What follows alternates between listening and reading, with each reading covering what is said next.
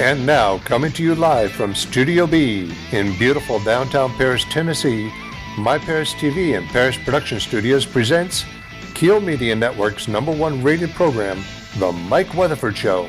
Now here is your host, Mike Weatherford.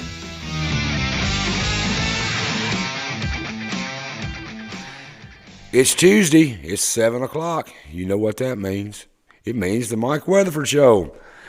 Hey, we're going to carry on this Meet Your Candidate. We've got Benton County mayor candidates in here tonight. We've got them all three lined up to go with us, man. And we're going to find out how the politics are playing out for the mayor race over in Benton County. I got a co-host over here, Mr. Patrick Smith. Back again. How you doing, man? Dude, I'm doing great. What is that word that I call you? My political analyst. Say it again. Analyst. Wait. Okay. That's wrong. I want to make sure. Analyst. I said it right. That's wrong. Welcome back, my friend. Yeah. I'm glad to be back again, Mike. It's going to be a good show. Going to have a great opportunity for the people of Benton County to see and hear from their three candidates for mayor. That's right. That's very important, people see signs, they'll see political ads, but we're going to put it all in one. We're going to let you talk to them, hear them, see them all at one time, and ask them questions that maybe the people of Benton County are wondering, that's our sister county to the right. We all got, we got connections to Benton County, and I think absolutely. I think it's only fair that we include them in our little show here. Let the viewers know who they got running for mayor. It's a very important position. And we want more people getting out to vote. That's anyways. The number one thing is go vote. It's the only thing that you got left really that the government ain't took control of. Let's go vote. Get out and go vote, and that's the great thing about what you've been doing. What we've been doing on this show is telling everybody. Don't come bitching to me if you don't vote. Don't complain about the politics or who they got elected, because if you don't vote, I don't want to hear it. Do you? No. Well, all right, man. You ready to get this show on the road? Yes, sir. All righty, folks. Tonight we're going to start out. They had a coin toss, and the coin toss went where the first guest is going to be Mr. Randy Shannon. Welcome to the show, Randy. Thank you for having me back, Mike. It's great to be back. It's great to have you, man. You've been on here once before, so that's the advantage that you have tonight. That's right. Right. I'm the old timer. The old timer. You've been around all this going on in here, so it's not as shocking to you as it could be to some people, is it? I hope it's not shocking. He did lose the coin flip, though, even though he's got an advantage. Yeah, I told you to throw that coin. I'm going to have to get rid of that quarter. It's gone. It's bad luck. It served me no purpose. It didn't serve you no purpose. So you just want to tell me a little earlier about what went on. Well, I'd just like to, have a moment of reflection upon the tragedy in Texas with Robb Elementary. 14 children dead, 3 adults dead, I think, and the assailant is dead as well. And I don't know what the motivations behind all that was, but it's got to be a mental health issue. It's got to be a cry for help. And I just, all of our hearts go out to those people that are impacted by this. I feel the same way. I really do. It's sad that we live in a country to where we have to even talk about such a tragedy. It is. It shouldn't be something that we even speak of. It should be so taboo. Them poor innocent children. I mean, just breaks my heart, Randy. I mean, it does. All right, Randy. So you're Randy Shannon. Tell me about yourself. Who is Randy Shannon? Well, I am the career and technical director at Camden. I've been that position now for several years, and we just finished up our school year today with the teachers and their final checkout. And I've been in public education for 30 years. I've worked in the private sector for 20 years, and I worked for myself for 10 years. So add it all up, I think I'm due for a retirement, I guess. I don't know. But so I've got a little bit of taste of everything, and I believe very much in Benton County. I've spent my life up to this point there, with the exception of a few short years I was away at college. And it's a place that I love dearly, and I think that it has a great deal of potential. And I would like to, be the mayor. And one of the things that people ask you about is who you're married to, and I'm married to a lovely woman who one of your Mayor Ridgway says that I punted outside my coverage. So that's for him. But in my case, I'm not even in the same stadium. She's so far ahead of me. But married Jamie, and we've got You may have been playing football. She probably playing baseball. That's right. That's right. But Jamie Shannon's my wife, and we have a son who's Zach, and just living a good life. And we appreciate so much the bounty that God has given us, and the ability to live and to do what we enjoy doing. And so, like I said, we've been blessed beyond measure. All righty. We're going to start asking you a few questions right here. You've been the intern mayor That's right. while Mr. Lashley was deployed. Tell me about that. He was deployed, called up to active duty, went to, I'm sure when in his segment comes up, he'll tell you a little bit about what he was doing there. And so he was going to be away for a period of time. It turned out to be about 10 months. And so I was selected by the county commission as his interim replacement for that duration. And I came in late July and finished that service to the county on May 5th, Cinco de Mayo. Why do you want to be the mayor? Why? What makes you want to be the truly elected mayor? Well, we need to focus our energies. We spent too much time with divisiveness. We spent too much time with getting distracted by the things that are holding us back. We have opportunities that are coming our way now that have not been there before with Blue Oval City in the Brownsville area. We have the tremendous growth that Nashville's seen. We are strategically located between those two metropolitan areas. And because of that location, we have the opportunity now, perhaps better than ever before, to capitalize on that. And I think I'm the person that can bring the skill, the leadership, and the capacity to get the job done. And so, what are some of your accomplishments that you've done? What is the correct term as the intern? The interim mayor. Yeah. What is some of your accomplishments that you're proudest of while you was doing that job? Well, we had several things that were going on, but one of the things that I very much am very proud of is that we hired for the first time ever an economic development director, a lady by the name of Miss Jennifer Wheatley. Some of your listeners here may know her. She was your Chamber of Commerce director for years. And she is a Benton County native from our lovely city of Big Sandy, and she is serving as our economic development director, and I also helped to revitalize the Chamber of Commerce under its executive director, Miss Lori Matlock. And so those two people are going to help us poise and position Benton County better than ever before. And to have people of their competency and skill level working on our behalf is, when I left that job, I felt good about the fact that those two were going to be helping us move forward, no matter who the mayor is. Right. It does not matter.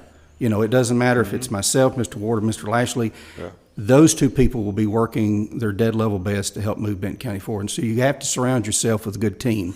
That's correct. And that's what so that's one of your proudest accomplishments. Putting good people around you. Yeah. That is a great accomplishment. It is a good accomplishment. Okay. Randy, first of all, I do want to come back to the some of the things that you outlined in a minute, because I heard a little bit of what I think is a vision, and I want to hear a little bit more about that, and I think the people of Benton County might as well. I have a question about you becoming the interim mayor, and the question. I don't know that you could answer it, but I'm sure that you have an opinion or a thought on the county commission elected to go forward and elect, have an election or within their body, mm-hmm. Right, to elect a county mayor to serve in a full-time capacity. Couldn't the chairman of the commission just have served as county mayor, knowing that Mayor Lashlee was only going to be gone for a specific duration? Well, they had that. This is one of the first times I think it's in the history of Tennessee that something like this has happened. They had to go to the books, and a lot of people had to do a lot of thinking, I believe. And one of the things I was told is that if the chairman of the board, a commissioner, Miss Roseanne Ward, if she became the interim mayor, is that she would have to step down from her commission seat, and that would leave her district unrepresented for the duration. And I think that was part of the reason for it, why the commission chose to find a non-commission member as the interim mayor. The reason why I bring this question up is in the previous election, you've run for county mayor already. I did. And it was a close race. 31 votes. 31 votes. It seemed, and it seemed, from, again. That's how important the elections are. That's how important the elections are. People needs to go vote, 31 votes. That's right. Just that the fact that they were looking to you as a potential candidate, understandably because you had run for it, and then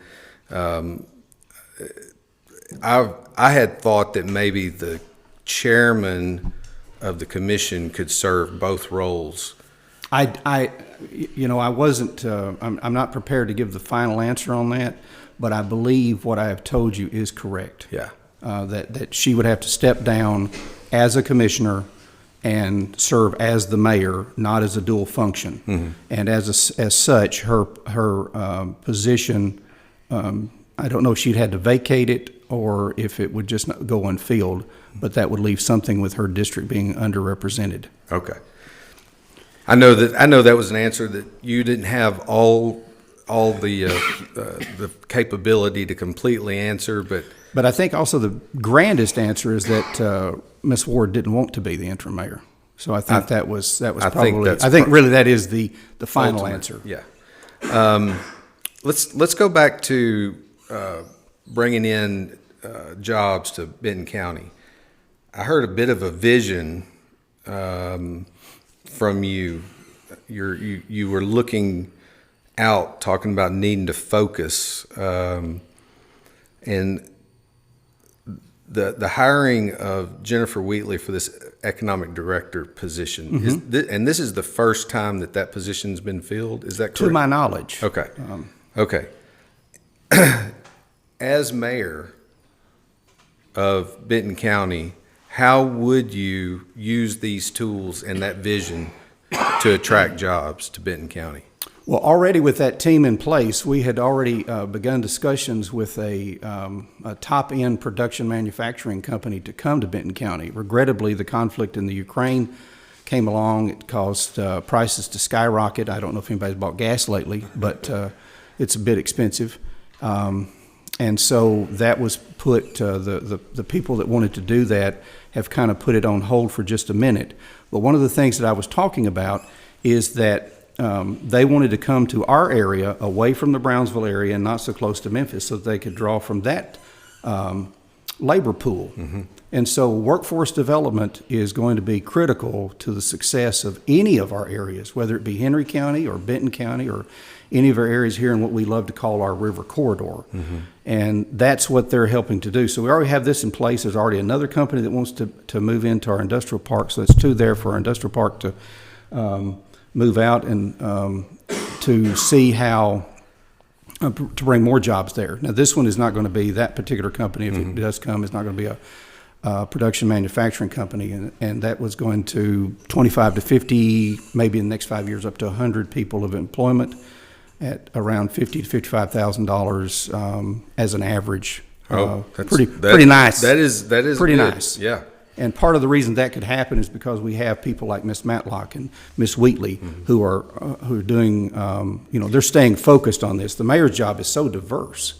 I mean, I was, I knew it was diverse in one sense, but just to have sat in that seat for a while, to see the enormity of things that have to go on, and all of the misconceptions about, the mayor is not the king of the county, but the mayor serves as a facilitator.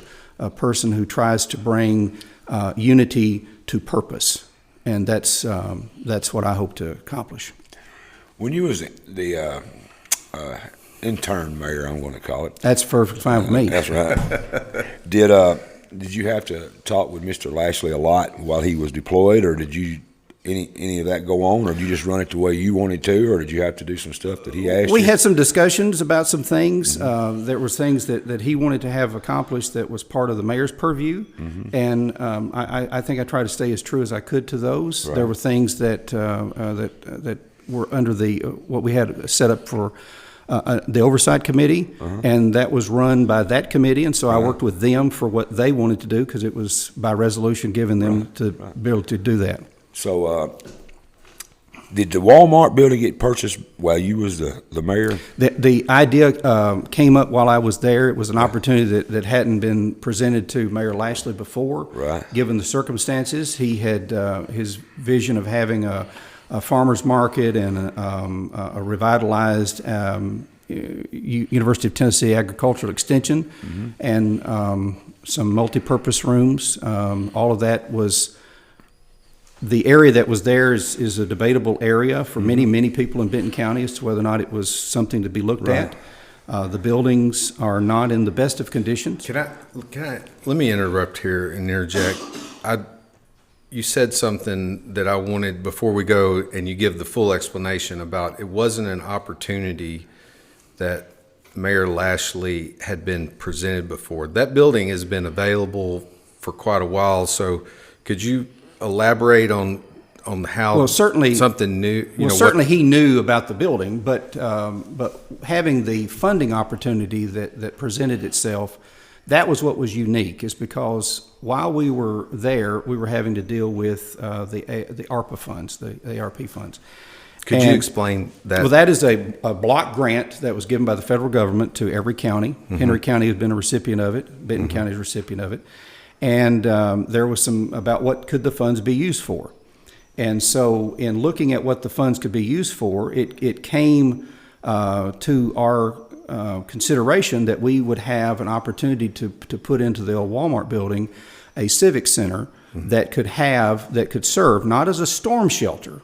Those are needed, but it's not a storm shelter. It's an after the storm place. If people were homeless, they could come to stay, food distribution, and if COVID returned, because we still didn't know at those days what was going to happen with the variants. It seems it keeps dying down, but you never know.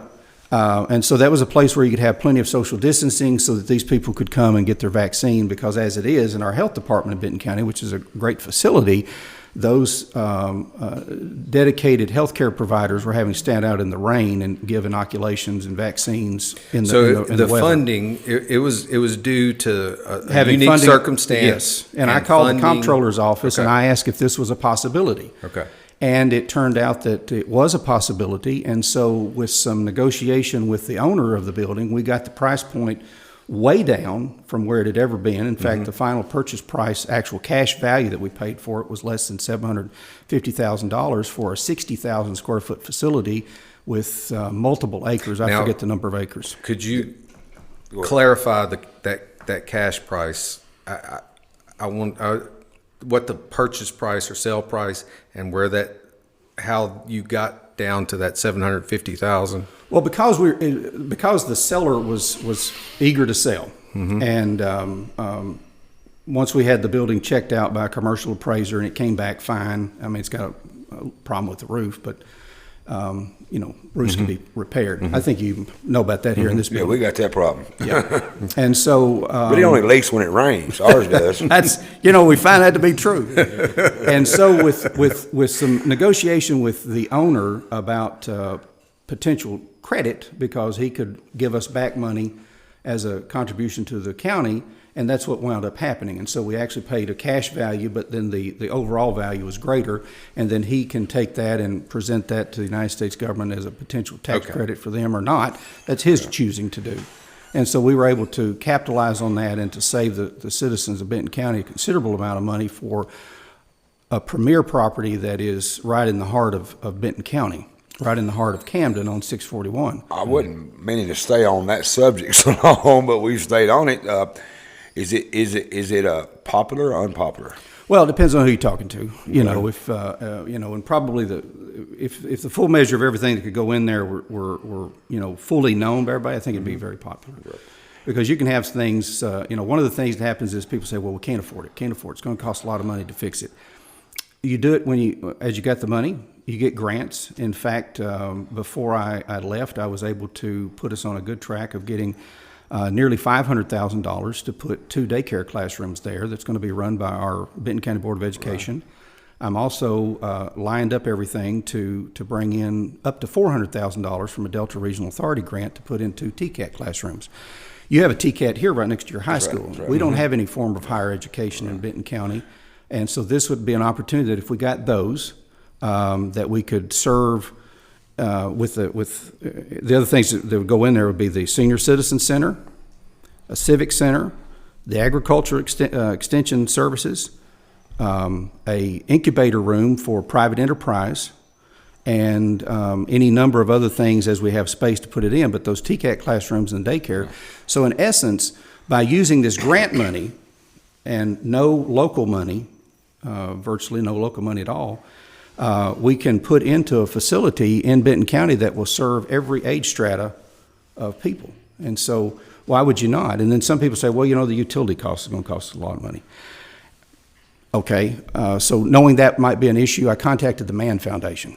And so the Mann Foundation is going to be sending Benton County here in a little bit of time a $15,000 check to be used exclusively for that, and with the hope that they will continue to providing at that level or more for the purpose of this. So in essence, with that money coming in, it's really free. Yeah. So you're basically happy with it. You wouldn't have changed anything. You hung your hat on it, as they say.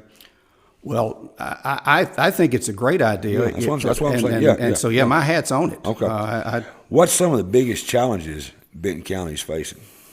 Well, Benton County needs jobs. Mm-hmm. How are you going to fix that? If you're elected mayor, what's Randy Shannon going to do to fix the major problem you think is job? What can you do to help prevent that? Well, 2 of the things that we already mentioned were about the revitalized chamber and the economic development director. One of the things that I think I do pretty well is that I'm able to build consensus with people and to reach out to state players and Northwest Tennessee players, mm-hmm. and to develop a rapport with them and establish that sort of dynamic that's needed to continue putting Benton County first and foremost in the minds of those who direct industry to our area. Secondly, we've got our industrial development board, which is led by Chairman Tony Brewer. He doesn't like to be called chairman; he wants to be called chair. Sorry, Tony, but led by him. And I think we've got some good people on there. We've got a full complement on here first in a while, and they are committed to making these decisions that are necessary to bring in jobs. Mm-hmm. But we're going to have to take our time and make sure that we have a focused plan. We don't need to just go, haphazard. For instance, with the Walmart thing, we spent months talking about it. Mm-hmm. Should we, could we, what could we do with it? And it was not an overnight decision. It was made by, full committee and all this other stuff with input. We ran it in the paper. Right. People could talk about it. And so that's the way we need to approach this, is with a plan in place that what we want is jobs. And how do we get there? We talk with the people who make it happen. We had the sheriff, Kenny Christopher, and Josh Hedge was on the show here last week, 2 weeks? Last week about. And they was talking about funding. Oh, it's terrible. The sheriff's department funding.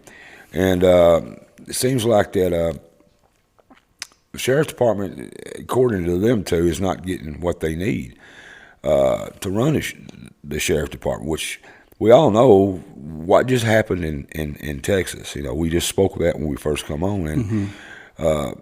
Is the sheriff's department, if you get a elected sheriff, is that going to be something that you're going to concentrate on, is trying to give the mayor and get to what the sheriff's department needs? Absolutely. I've got a long love affair with the sheriff's department because of my father and serving as sheriff there for 16 years. Do you think they're underfunded? I do think that they're underfunded. Why? Well, we've had it's not that there's been an uptick in services, it's just that costs have gone up. And some collections have gone down in terms of... Yeah, there are only 2 resource officers in Benton County, and that's not, don't you, how many high schools and schools do you have in Benton County? Well, we have 2 high schools, and we have 7 total schools in Benton County. So you're 7 resource officers short, basically. Or 5. I would say, we're somewhere Well, in they should rotate them around, so you're 7 short, 7, really. yeah. If we had 1 in every building, then you would need a total of 7. That's right. And what happened in Texas, that could happen anywhere, The school resource officer issue is not new this year. We have been trying, from the school's perspective, which I was working in, we have been trying for years to secure, and we had grant funding for a while to secure school resource officers. And I am, if elected mayor, fully committed to making sure that our students are as safe as they can be. We're running out of time. I'm going to try to move it along pretty quick, Shannon. I'm sorry. No But problem. we also got road issues. There's roads needs to be repaired. I know Benton County has, Henry County has. We got road issues. We got all these issues. And my question is coming down to this. Taxes. That's been proposed for a tax increase in Benton County, I believe. One of the plans for the next budget does include a tax increase. On the property taxes. That's right. Right. That's right. Are Some you- reason there's people talking about a wheel tax. That's got to go. I mean, Yeah. I don't know anything about a wheel tax, but Are you for a property tax increase? Or are you against a property tax increase? I'm for an adequately funded government. That's what I'm for. I'm for where our citizens can feel safe in their homes. I'm for where children can feel safe in their schools. I understand. I'm for what is needed to make sure that Benton County has what it needs, not an overly bloated government. I don't think we have that at all. No. But there is the fact of the matter is that when your cost goes up for gas, so too does the sheriff's department. Well, we're talking about all the departments, Well, just as a matter of I say, understand. for the But you sheriff's got road department. departments, you've Yeah. got schools. There's a lot that you have that comes out of that property tax revenue. Well, it's a big fund. total amount of money spent for gas just before I left had gone from $2,000 or $3,000 to $12,000. That's a month. That's right. Now I may be off a little bit on the front Sure, end numbers, we but that understand. 12,000 is right. Yeah. I mean, that sort of increase has got to be borne. But don't we get a tax increase every 5 years anyway on property taxes when the state reevaluates your property? I know I do in Henry County. Every 5 years I call mine and raising hell because my property taxes went up. So they always say we ain't had a tax increase in years, and to me that's called fuzzy math. I'm not arguing with you. I'm just telling you my side. I own a lot of property in Henry County, and every 5 years I get a damn card that says I'm owing them more. So that's already built-in tax increase. Is it not keeping up with what we need? Well, there's a tax levy, which is right. what your rate is. That's right. And then there's your property That's value. right. But And either way, you still get it. I still make more taxes. We dropped our tax levy at the last reappraisal, reapportionment, reappraisal of funds. We dropped it down to the certified tax rate, which means that the comptroller says that rate will generate the same amount of money it did the year previous. Well, we've been on that same tax levy for a few years now, only generating the same money from back then, with the exception of monies that came in from improvements, new houses being built, commercial development. And so your costs have gone up faster, regrettably, and significantly faster now than But we've see, had in the past. But I'm just an old dumb country boy. When I hear them saying we ain't raised our taxes in years, and I'm sitting there saying, well, I don't know what tax card y'all looking at, but mine went up. Yeah, whenever they reevaluate. When they reevaluate your property, It does go up. It goes up. So that's not really, not arguing with you, Mr. Shannon. I'm just saying, Yeah. In Henry County, they know when they send one to me, they're going to get a phone call.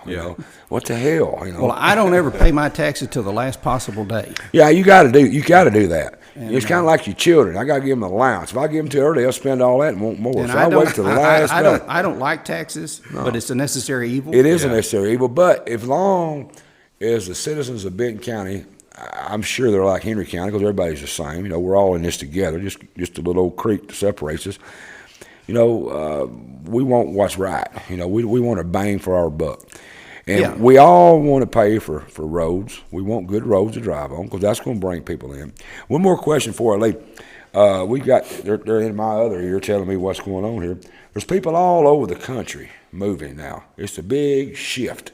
You know, they're moving from California to Henry County, Benton County. They're moving all over. What can you say to the people that's trying to find somewhere to live to make them want to come to Benton County and live? What would you say as the mayor to bring me if I was in? Well, I don't have to tell you what I tell them. I can tell you what people have told me. Okay. That when they've came and talked to us about various things, whether it be from the school system or my time as the mayor or any of those things, it's always been the same focus, is that you are some of the nicest family-focused people that we'll ever find, that we've ever found. Right. And so we will continue to become or be the family-focused people that we've always been. Right. It's not Southern hospitality. It's just being gracious to our fellow human beings. If you can get these people to move here from California, Chicago, wherever they're leaving, they're the urban flight. As long as they don't bring their problems with them. What they're running from, leave that crap where you left, where you come from. Just come down here and adapt to us. You won't have to raise our property taxes.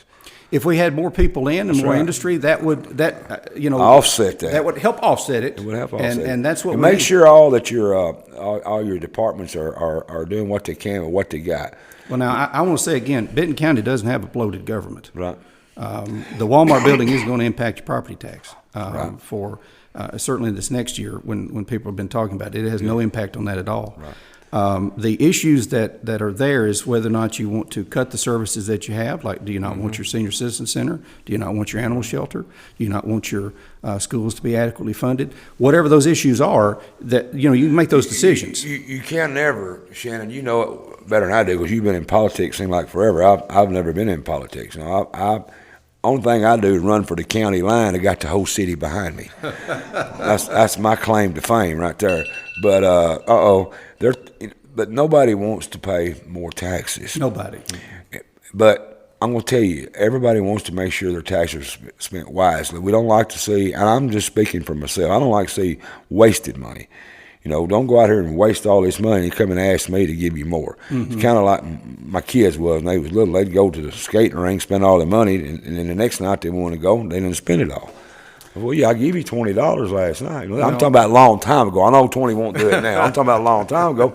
Well, Daddy, I spent that last night. Well, it looks like you ain't going skating tonight. I'll tell you my history at the school, and then whenever you want to leave it at this. I have never gone and asked the school board for a single dime in all the years that I've been principal. I've never asked for additional funding, with the exception of one time in which we had way number of kids going on national competition. Right. But other than that, I've lived within my budget. Always will, always have. All right, I want you to, we're going to give you camera, whichever camera camera one. I want you to all the people watching out there, and that's going to watch it, and everybody out there, why we should elect you as the mayor of Benton County. Right there in that. Well, I will bring capable leadership. I will bring unity to Benton County, and I will work tirelessly to make sure that you and your family have a reason to stay and to come back to Benton County. And so on August 4th, I would ask you to consider me, Randy Shannon, independent candidate for mayor of Benton County. And thank you for your consideration. All right. He made it through. Hey. The first victim. Very good. No bleeding. No bleeding. Didn't have to shoot him or anything. Yeah. No. More info right here. The more info right here, you can look on Brent Lashley, Facebook.com, Mark Ward, Facebook.com, Randy Shannon, Facebook.com, Shannon for mayor, Mark Ward for mayor, and elect Brent Lashley. They're all right there. I appreciate you coming in. Thank you, I sir. really do, man. I hope you Thank you, enjoyed it. Patrick. Yeah. Hope you enjoyed it. I did. Yeah, that's a good I job. enjoyed it. Yeah. I really wanted to hear more about his vision, though. I know, but we only got 30 minutes. I We got to know. move on. We got to keep it going. Keep it going. I hate it. We're going to come back again. I think y'all made an agreement later on. We did. All three candidates says y'all going to come back, and all three at the same time. That's right. And I think y'all worked out the security and all that issues. I need to get that done myself. If you don't mind. Okay. and we got to go to break. They're in my ear. I appreciate it. Good luck, sir. Thank you, sir. All right, let's go to break. All right, folks.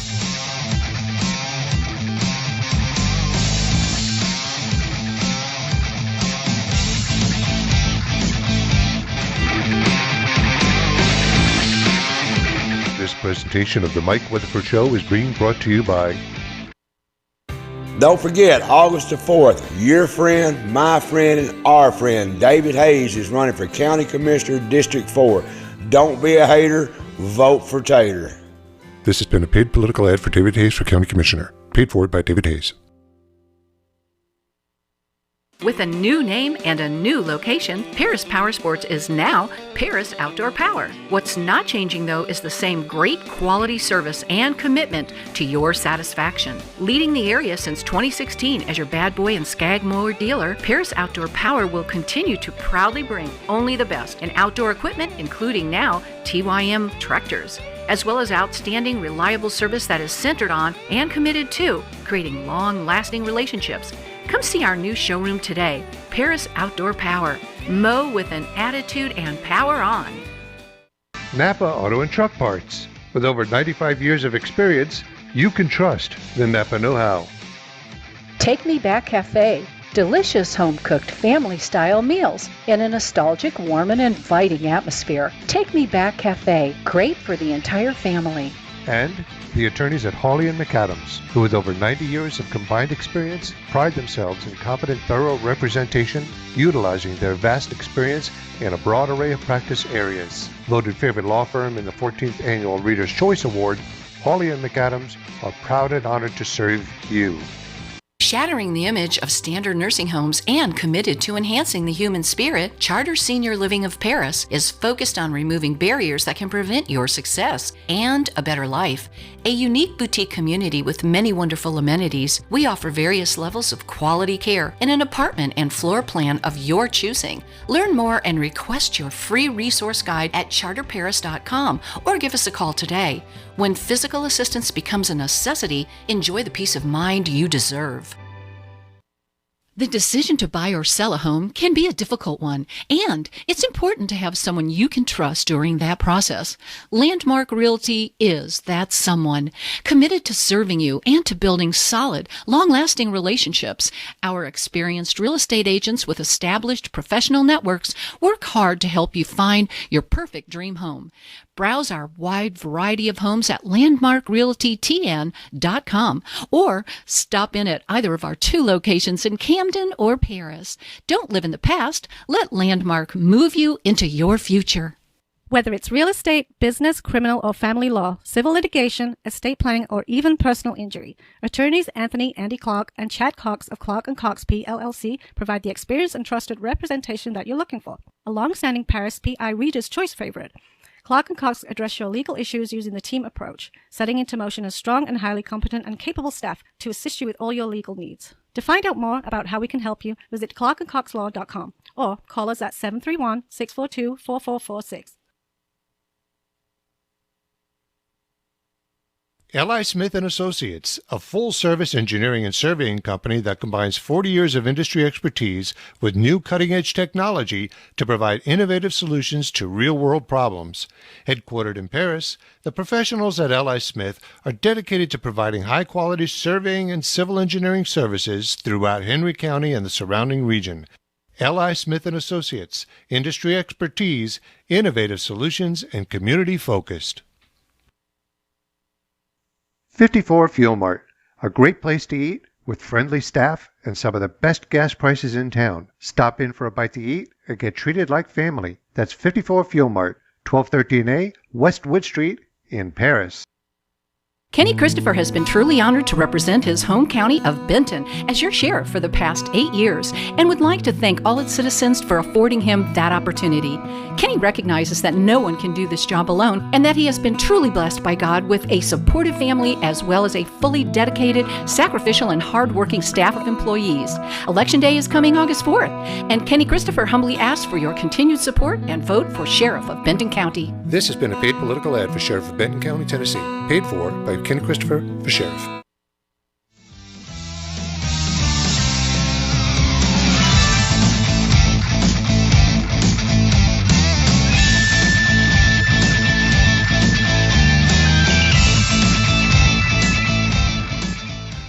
Welcome back.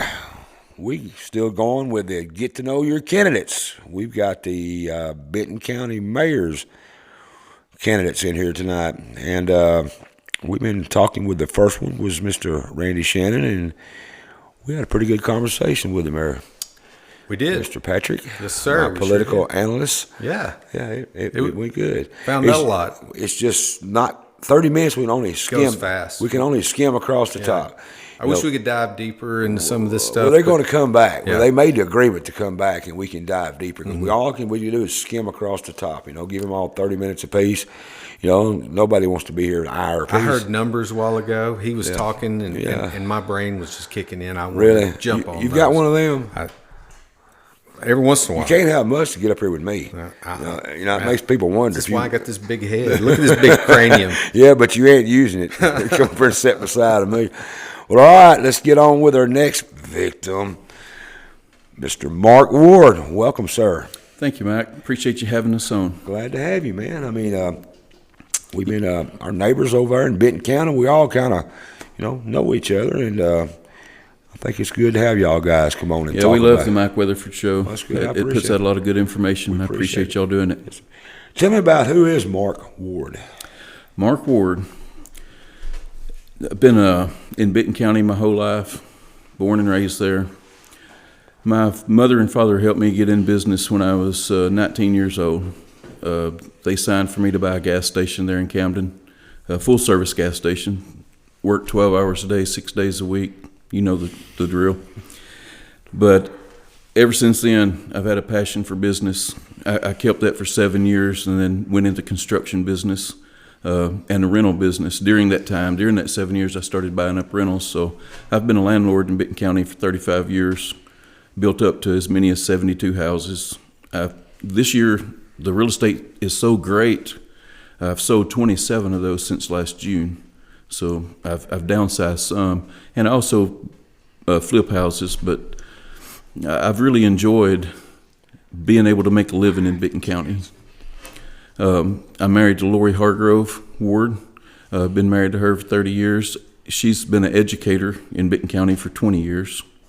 We have 2 daughters. Bronte, she's my oldest. She graduated law school last year. Oh, man. She worked in Knoxville for almost a year, and now she's back working at John Whitworth's office in Camden. So she got to move back home. That's good. And really proud of my other daughter, too, Allie. She just graduated pharmacy school day before yesterday. So Congratulations. So she'll be quitting paying all this money and start making some money for a while. He got it going on. He got does. one to get I him got out a little of. tear went down my eye Yeah. whenever I heard that. He's got a ball to graduate from college. He Man. got one daughter going to get him out of trouble, and one to fix him when he break a leg or something. Perfect. I've been really Painless. blessed with my wife and my family, you are. my whole life. But we've all worked together. As I saw a need in Benton County for a business, just like I think it was 1997, I saw that Benton County, we hadn't had a new motel there in 40 years. And so I just went and built a motel. I was in the construction business anyway.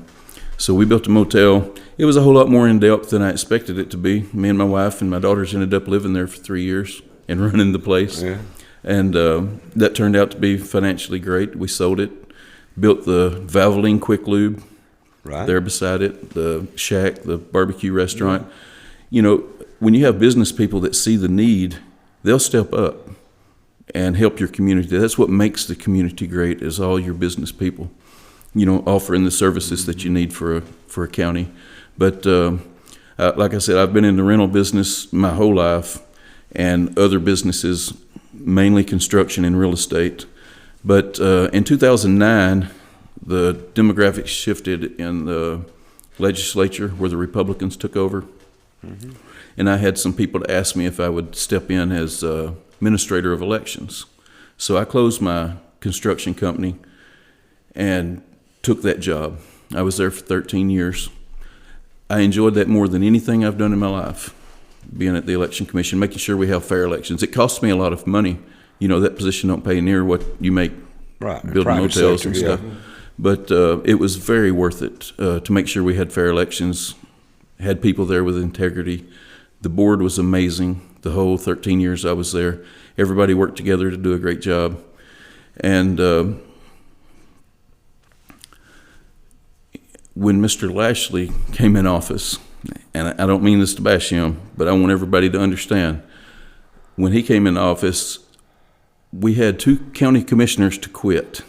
And, the county commission and the mayor get to appoint them for a certain amount of time. Well, if it happens more than 90 days before an August election, then it has to be put on the ballot. And I explained that to them, and they didn't want me to put it on the ballot. They wanted their picks as county commission. So I went and got the law book and took it back up there and showed him. I said, I'm not breaking the law. These people are going to be on the ballot, these 2 positions. So, get your guys to run. If they want to run, we'll see what happens. Well, he told me then, he said, if you put these people on the ballot and don't let me keep my commissioners, then I will change your board and I'll put my friends in there to fire you. I was like, more power to you, that's fine. I didn't think he had any power to do that. But what really ended up happening is I didn't know he had a lady working for him collecting taxes and stuff that was also a state election commissioner. So, long story short, he changed my board, they fired me. So, when you ask what happened, was you not doing your job, any of that stuff, we'll let the voters decide that. Because I have more support in Benton County because of what happened with that. That's the reason I'm running for mayor, is because I've had so many people ask me to. They're tired of the divisiveness like Mr. Shannon was talking about. They're tired of the things that Mr. Lashley's done over his tenure. So I think that you're going to see that at the ballot box in August. And I know that the people are behind me because they are the voters, and they're the ones that came in and saw me every election. They know how we ran the office. I'm telling you, my board during this time, Democrats and Republicans, are some of the most amazing people in Benton County. And they didn't even talk to them. They just fired them.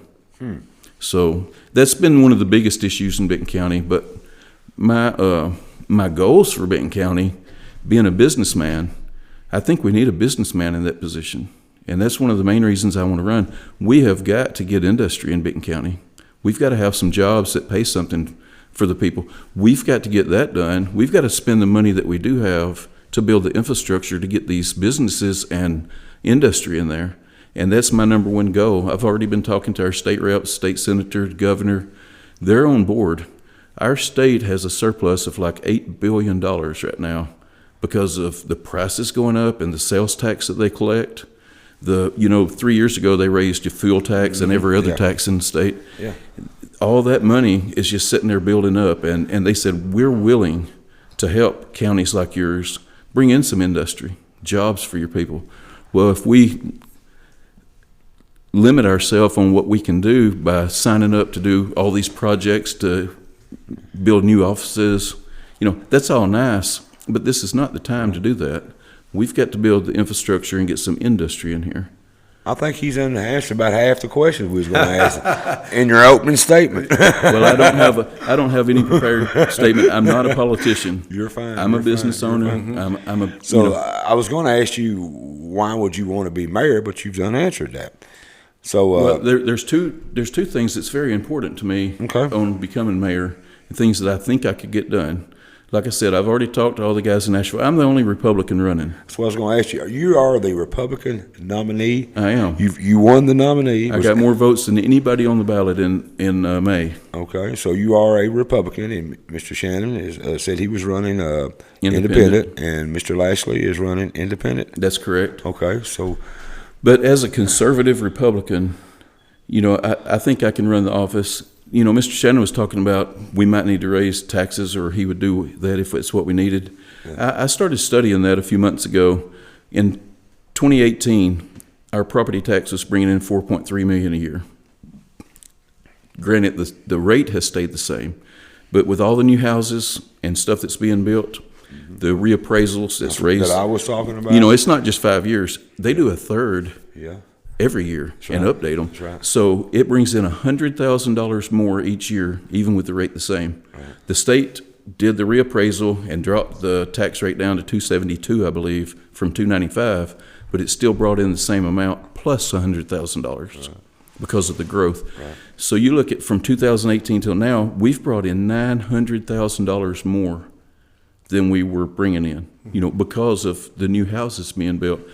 That's the businessman in me and the businessman in you. We look at the numbers a little different than the average person, and it's not a. You're a businessman, so we look at numbers different than most people do. You know, it's a curse.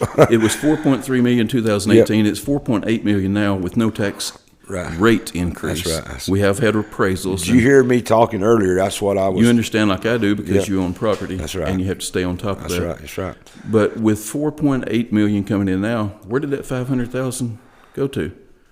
You know, that's what I've got to get in there and find out, because I think that funding is not the problem in Benton County. Revenue is not the problem. The way it's being spent is the problem. Do you have a problem with the Walmart purchase building? You know, that's twofold. It was a wonderful price, and I don't blame Mr. Shannon for buying that property. I really don't. I think we should have sold it to a company that was wanting to give $1 million for it, that would bring in jobs. I think that should have happened immediately, but that's neither here nor there. That's just a difference of opinion. Yeah, the problem that I have with the purchase of Walmart is we don't have the money to do the utilities. We don't have the money to fix the building. He said he was getting grants. Well, if you notice, the grant was to do a daycare. Well, yeah, you have to. You got to find a way. Yeah, I understand. But what I'm talking about is fixing the building, 60,000 square feet. You know, the electric bill is going to be probably $15,000 or $20,000 a month. You don't have any central units in there. The roof's leaking.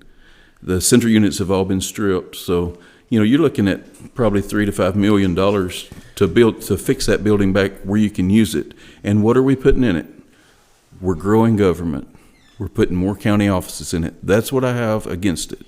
We need to be spending the money and the grants that we can get now to broaden our tax base, get some jobs and businesses in there. Then you can do the things you want to do. The splash pad would be a great thing.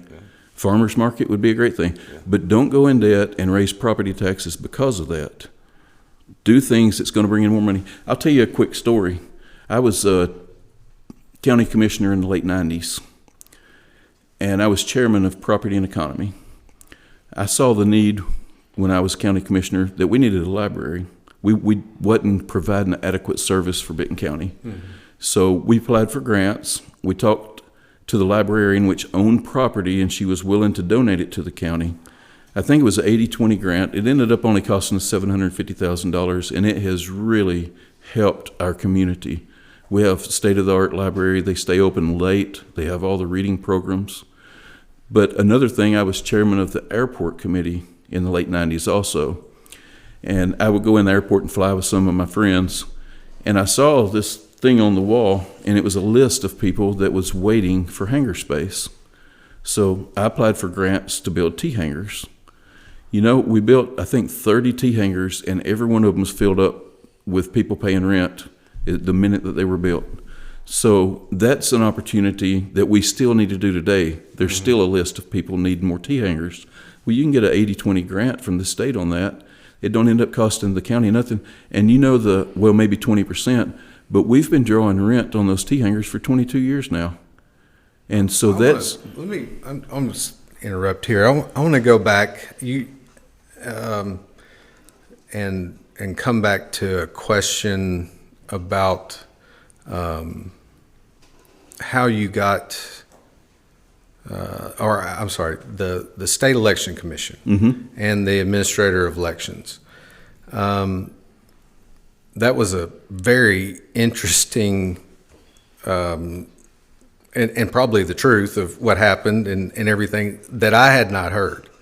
So that was interesting to hear. So I want to hear a little bit more, because it sounds, based off of what I've read, that the State Election Commission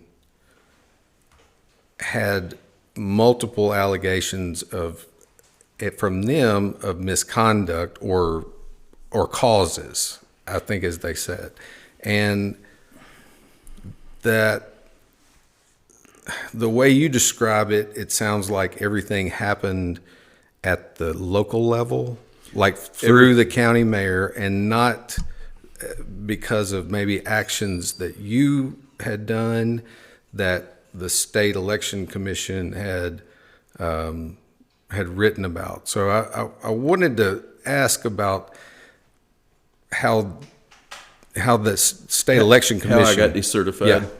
Well, Donna Barrett, state election commissioner, was working for Brent Lashley, collecting taxes, making $20,000 a month, mind you. All I know is Brent Lashley and Donna Barrett went against Bruce Griffey. Everybody loves Bruce Griffey, right? He's our Republican state representative. He was one of the ones that would take the names from your Republican Party for your board members. And the Democrats, I think they gave them directly to the state because they didn't have a Democrat in the county that was a state rep or whatever. Well, I talked to Bruce a number of times about this, and so did the party chairman. And Bruce turned in the names that the party wanted, but they weren't even looked at. They fired our 3 Republicans.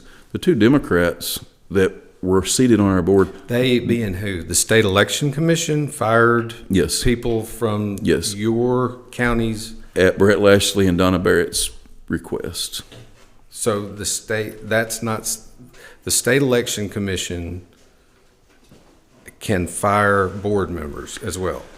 It shouldn't be that way, but these last 2 or 3 years, we've seen it happen in another county, Henderson County. One of my good friends, Dan Miller, they just called his commission and said, y'all either fire him in this next meeting or we're going to fire all of y'all. It's supposed to come from your legislative people, your state senate and state rep. They give the names that your parties give.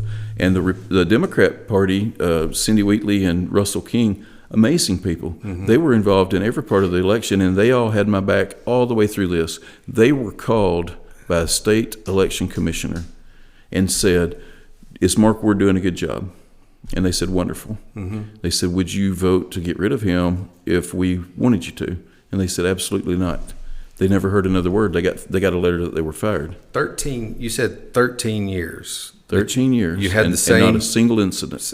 But was that with the same board members for 13 years? Most of them, they rotated out the first 2 or 3 years, a few. But these guys were there for about 10 years, all of them. Okay.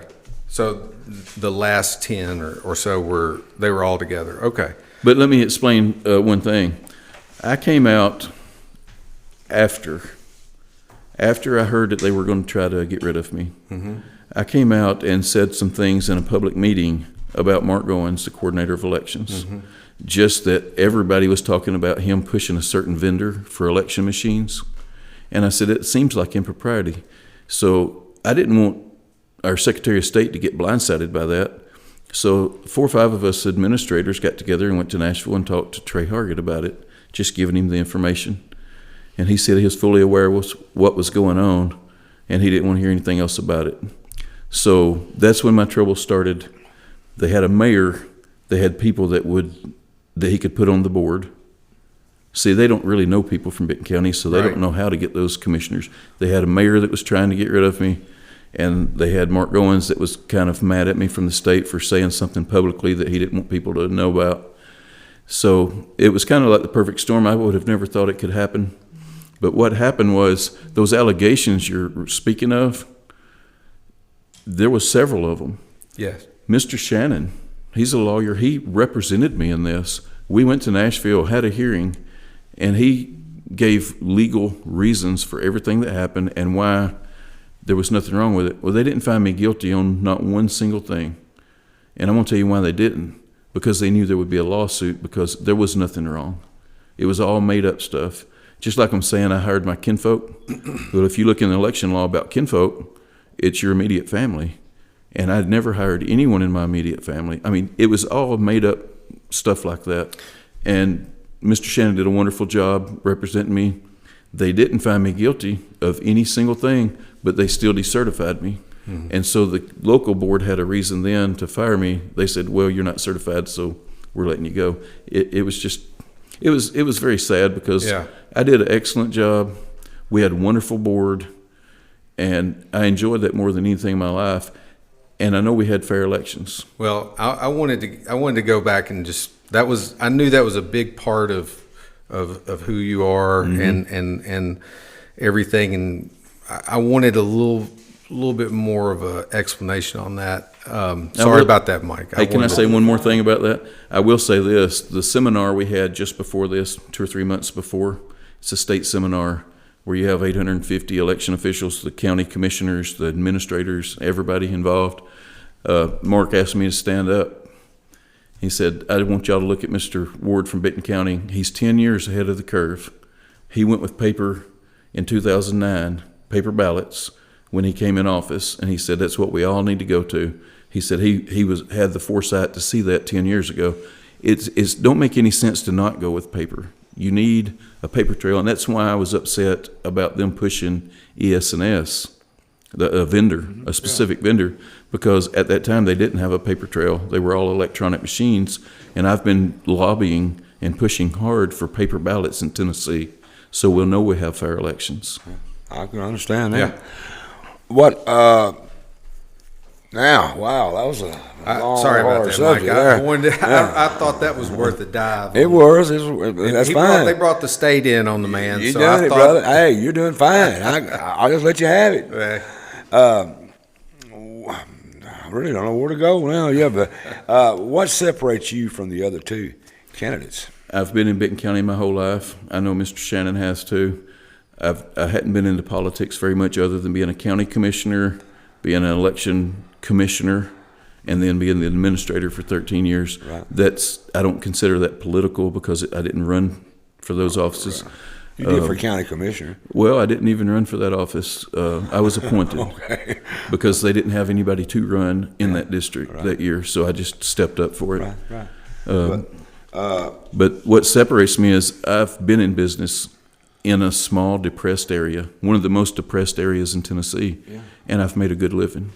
And I have very good business sense. I can see what needs to happen. I see what needs to happen all the time. Wonder why we're not doing it. So I think It can be frustrating, can't it? it's very frustrating. So I think that I need to dedicate 4 to 8 years to Benton County to help get us on the right track. I think I'm the man to What's do that. some of the biggest problems you see in Benton County? One of the biggest As a mayor. problems is we're not getting people educated to work. We're educating people and doing a wonderful job. Like I said, my wife's an educator. Yeah. But we need a technical school so bad in Benton County. And I've talked to one of the major industries in the area. They're willing to go along with us and help us with that because they want their people educated technically before they hire them. If we can get a technical school, I know that we have a technical school with the high school, but you're not certified for anything when you come out of that. All these kids that are graduating, all of them So you want a Mike Rowe type deal. You want these kids, we need bricklayers, Yeah. block layers, electricians, plumbers, yeah. HVAC people. like the TCAT. Yeah. You're right. That's what you're talking about. Yeah. is Yeah. The But- TCAT, I think. And I got to agree that's with him what on that. Mr. Shannon We have was sent referring all of to. our kids to school, No, we to do. colleges, and we got them in debt. And there's a lot of people that college ain't the right I place to can't- go. that- They're all in my pushing. industry. In your industry in auto mechanic, for looking for surveyors and Yeah. draftsmen. Yeah. They used to teach drafting in high school. Yeah. They don't even get that really much anymore. So we need the technical. Yeah, we need something because we're missing the boat. We don't have right now. Try to get an electrician to come to your house. Try to get a plumber. Try to get HVAC people. Try to get anything, and we've done it. We need colleges. I'm not anti-college. Oh, I'm not either at all. We're not saying that. But everyone's not cut out for That's college. right. And when the colleges seen that free money that they could get with these grants, they make a piece of paper for anything. I mean, They even do it. dummy like me. But it's not getting the people ready for the workforce. It's not. It's not getting ready for the real world. And we need. I mean, I'm in business. I'm in the construction business. You can't get help. It's it's not just your business. It's every business. Yeah. And we need. I agree with you on that part. That's the only thing that's in my wellhouse. I've been preaching that for years. You know that we're going to have to teach these children it's okay to work with your hands. I'm going to work as hard as I can to get. Like I said, I've already talked to a couple of the major industries. They're willing to partner with us. I know there's got to be some kind of grants and other schools that will partner with us. Right. I'm going to work on that as hard as I can, but the next major thing is industry, recruiting industry. Like I told Mr. Shannon, I said there's people all over the world, really, not just America, but the world, wanting to move. It's a mass migration going on. They're coming from in Henry County. I can preach because I have them across the road from me. moving in from different areas, and they're running from different things, Yep. What would you tell to make people want to move to Benton County? As the mayor, what would you That's do? a twofold deal. Also, these people moving in from Pennsylvania, New York, California. New Jersey, California, Idaho. I see it every day. Yeah. They look for a rent house first, and they call me, and then they give 3 times what a house is worth Yeah. because they've sold their house in these big states. Yeah. So that is going to be something that's going to drive up the property tax in our next reappraisal. It is.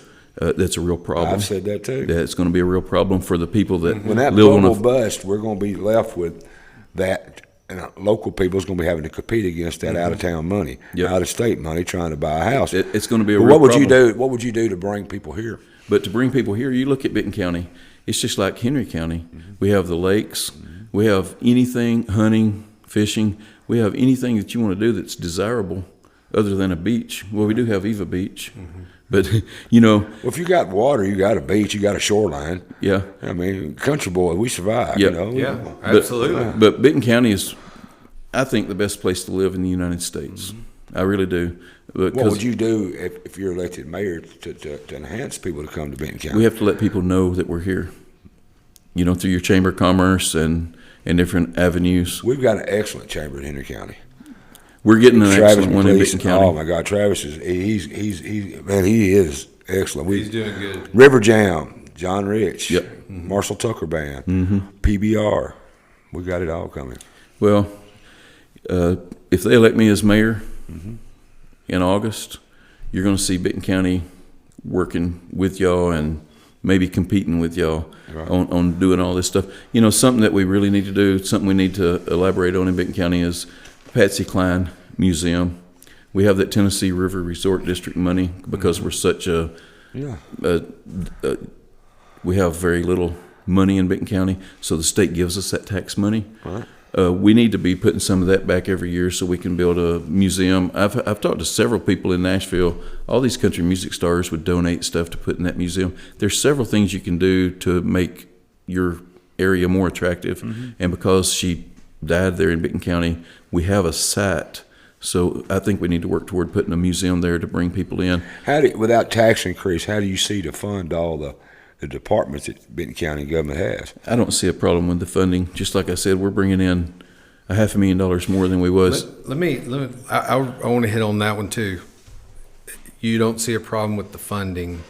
Both the mayor, both the sheriff and his opponent in the upcoming sheriff's race stated that budget problems are the reason why they can't fund positions. And I also said that they was trying to take some money away from the sheriff's department budget. They didn't really take it away, So, yeah, but they that's quit keeping state prisoners. So it cost them $200,000. Yeah. But they weren't keeping those prisoners. So Yeah. In your estimation, then, if there's not a budget shortfall, could they go ahead? Should they be able to fund all the positions, specifically the school resource officers? listen, it's all a matter of what you want to do when you're the mayor and the county commission. We're bringing in $500,000 more than we was in 2013 just off of property tax. There's probably that much more sales tax coming into it. I hadn't looked into it. But if the state's sitting on a $8 to $9 billion surplus, it's because those taxes have increased. Benton County's taxes our revenue has increased likewise. It's where you put it. So- If you want the sheriff to have more money and to be able to do this stuff, the money's there. We've spent the money these last 3 or 4 years on buying property, buying buildings, buying all this stuff to grow the government. I'm not for that. Just like I said, I wasn't for that Walmart building for make more offices. If we're doing something that's going to help Benton County, that's one thing. But if we're not doing something that's going to help Benton County, if it's just going to make it look prettier, that's stuff that we can do after we broaden the tax base. But the money's there. It's how you're spending it. We're spending it on things that we can't afford. Is all the departments struggling with funding? I was over my budget, over the election commission budget for 13 years, and we ran a tight ship. I see all the other courthouse offices running a tight ship. I don't know. I've got to get in and look at it all and see where that money's going. I do know that they've bought all kinds of properties. Okay. You know what I'm saying? Yeah. So we're having $1 million shortfall this year in the budget. The budget committee met last week. They're $1 million short to fund what we've been funding. Why? It's because we've added so many new positions. We've moved a lot of people from part-time to full-time. I'm not saying it's a bad thing if we need it and can afford it. But when you start buying Walmart buildings, Ford Lockhart buildings, all that stuff, there's only one thing that they've accomplished in the last 4 years, and that's to build the EMS building. And it was covered with grants and money that they already had. All right. It's been quick. It has. I hate that it's out of time. I've got so much more to I say. know you do.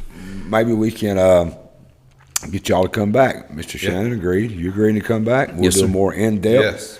And we'll get all that done, get it worked out. Y'all can come back and we can go more in depth. We're just kind of hitting the high spots tonight. Yep. We're just knocking the trees out of the way so we can build a road. You know what I'm talking That'll about? be good. Everybody's watching, and there's going to be thousands of people watching you. And look over in camera one and tell them why they should vote for you. Mark Ward is the next mayor of Benton County. Right there, camera one. Have at it. If you want a conservative Republican, somebody that'll look over your finances of the county, do what's right for Benton County, get some jobs in here, get some education facilities in here, and work hard for you just like I've worked hard for you the last 13 years. If you think I did a good job as administrator of elections, every one of y'all come in there every election. Y'all know what kind of job we was doing. Vote for me. I won't let you down. All right. What do you think? Another great candidate. I was intrigued it by is. him. By I'll his. tell you one thing about Benton County. Yeah. They got some good candidates. They do, man. They got have some a good tough. They got a tough decision to make. I mean, so far I know it's with that third one, but these two right here, it's going to be a tough. It's going to be a hard one. I want to wish you luck. Thanks, Mike. And I appreciate you Thank you. coming in. We're going to get with you. We're going to have all three of y'all come on at the same time. That way we can do this whole deal at one time. You won't be cut up in segments. You'll have more time to That'd speak. be great. I look forward to it. I appreciate it. Hey, good luck, sir. Thank you, sir. All right, folks, we got the slide up. Tells you where you can check them out at. And so don't go nowhere. We've got to take another commercial break. When we get back, we got the mayor, I think, Brent Lashley, is coming on. So we're going to be speaking with him. So 5 minutes. We'll be right back. Thanks.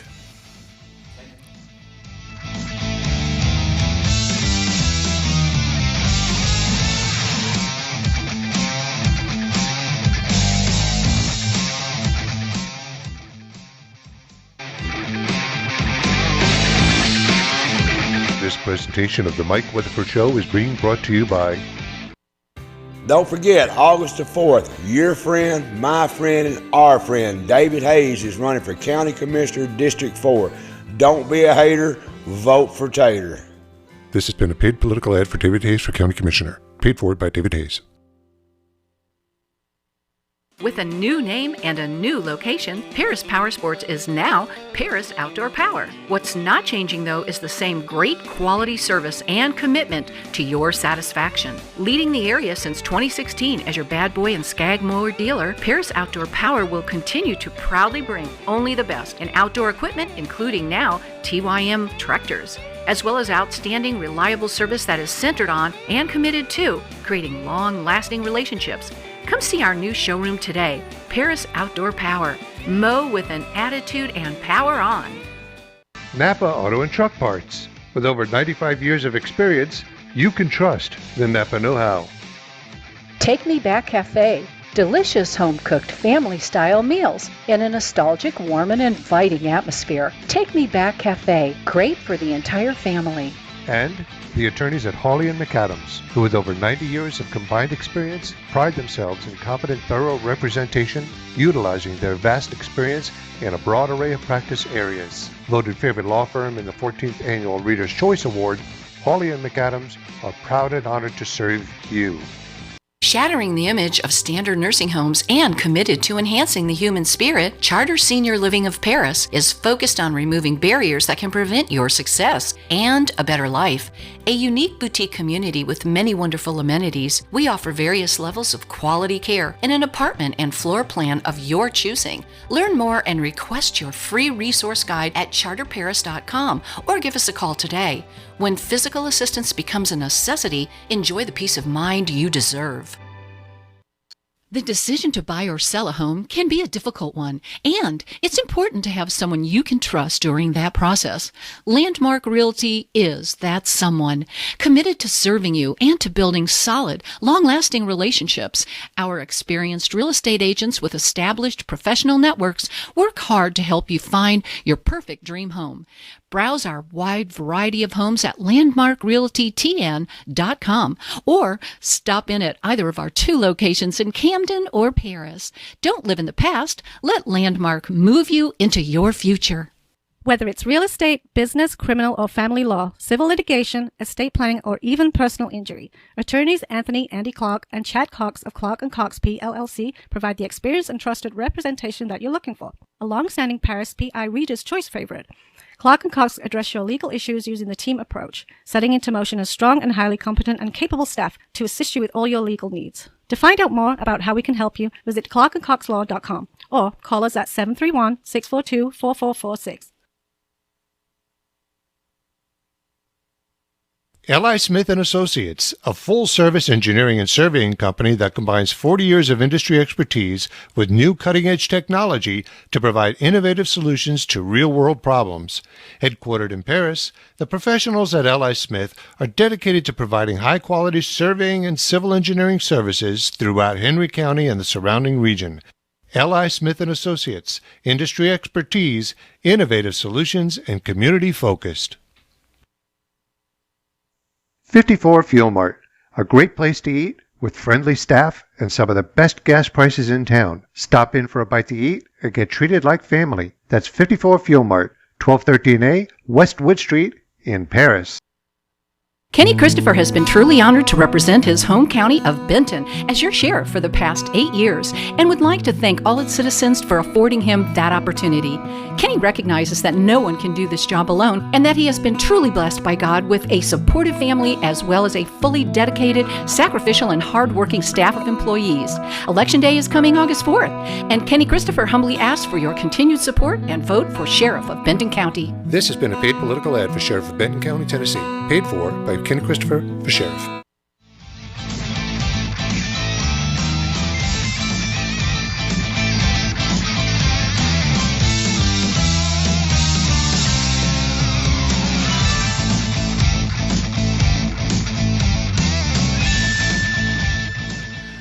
Welcome back to the Getting to Know Your Candidate series. We've been talking with the candidates for the Benton County Mayor, Patrick. Mm-hmm. Absolutely. We've had 2 of them in here. We've had 2. It's been informative, and I think letting them get their message out because they've agreed, as you've mentioned, to come back and we can dive in more deeper. Of a debate style. Yeah. We only give them 30 minutes. We can't be on here 2 or 3 hours. Heck, we'd be dead by then. But, we're just kind of skimming the top. That's it. Just letting them know who they are, getting an idea. I'm sure everybody knows them. I would say so. But there's a lot to learn, though. There's a contrast between them. Absolutely. And that's what you and I are trying to do, is trying to show the contrast between them and let well, that's a very important position. Mayor, it ain't like Mayberry. It's that's back in the day it might have been that way, but it's a very important position. He's the executive. Mm-hmm. It's a very important position. Well, I want to welcome up the mayor now, Mr. Brent Lashley. I think the coin toss got you last. I did. I guess I like to think that you saved the best for last. That could be, sir. Yeah. Welcome on the show. I appreciate you coming. Appreciate you inviting me. I think this is a very beneficial, resource for our citizens and, of course, the voters. Mm-hmm. And I like your style. It's very comfortable. Yeah.